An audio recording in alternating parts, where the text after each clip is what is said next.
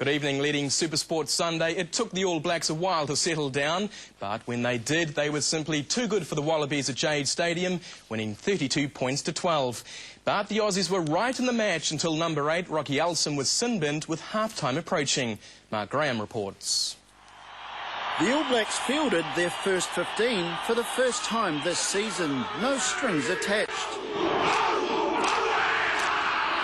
Probably in response to the pre-match ribbing by the Aussies regarding the Tana Umaga handbag incident, the All Blacks showed they meant business. And for just the third time, the All Blacks performed Kapa Opango. But the Wallabies were unfazed and quickly into their stride. The little kick and chase from Latham, and he's coming quickly, and he's got it.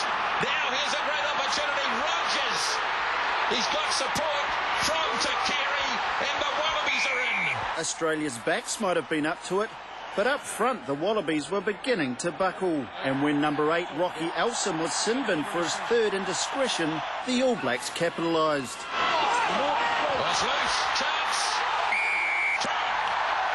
After a double from flying hooker Kevin Mialamu, the All Blacks took the lead 14-7. Soialo holds the pass up for Major. Now there's a chance. Looking left and right. The kick for Rokafoko. Larkham getting back after it. He's controlled it, or has he? No, he hadn't. The video ref deciding Richie McCaw's hand was the only one on the ball. Try. And he's given a try. Replacement Scott Faber was at the bottom of this pile to reduce the lead to 24-12. Leaving bodies everywhere, staunch All Black defence kept any Aussie comeback at bay. Now the kick through, charged by the All Blacks. Now they've got a chance. Toiava. The All Blacks placing one hand firmly on the Bledisloe Cup, winning 32-12. Mark Graham, 3 News. And full credit to the All Black pack. That's the word from their coach and captain. Richie McCaw obviously relieved that their number 1 team finally got on the park.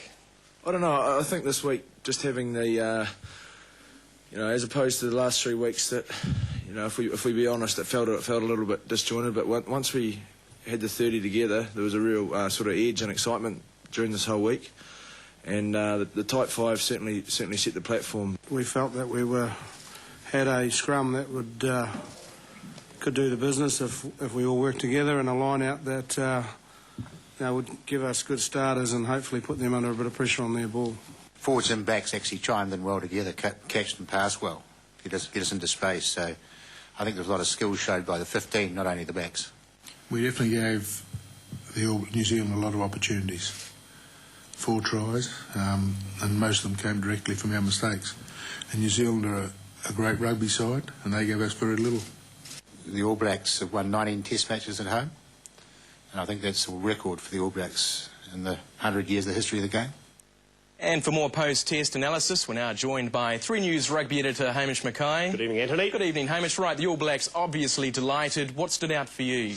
Yeah, a very positive performance, and I guess we wanted to send out a psychological blow to the rest of world rugby, 14 months out from a World Cup. The scoreboard certainly did that. It wasn't all pretty, but I think the areas that have been criticised in the previous 3 tests this season, the line-out was superb. I mean, a scathing attack earlier in the week on Steve Hansen, his forward coach. He certainly answered his 1 or 2 critics out there with a top line-out performance, but, you know, very positive all round. Yeah, in all, that was a very dominant forward display, wasn't it? Yeah, dominant, yes. I love it. Tractor driving, sheep shearing, wood chopping types up front. The scrum was just menacing, to say the least. And, you know, the Australians, well, I don't know what they're going to do. Do they revert to Popo Dunning and Bill Young, who they've had previously? They did better than those guys did last night. All right, let's go out to the backs. What did you make of Mills Muliaina at centre? Yeah, I thought he was pretty superb, actually. I mean, everything was asked of him. He you know, pass mark in every respect. Defence, outstanding. Limited opportunities on attack. But the thing that, you know, that thrilled me the most was the way his combination developed with Aaron Major. It looked like they'd played 100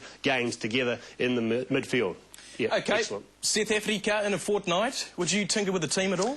Yeah, well, I guess their strategy is that they will tinker with the team. They've said that, and they've done it so far. I would imagine that Ali Williams might get a start. That's no reflection of the performance of Jason Eaton, who had a top game. Also, maybe Piriwepu would come into a starting team. Also, Doug Howlett. So it's not about changing a winning 15. It's about tinkering and keeping with their World Cup strategy. Excellent. All right, great stuff. Rugby editor Hamish Mackay, thank you. Cheers, Anthony.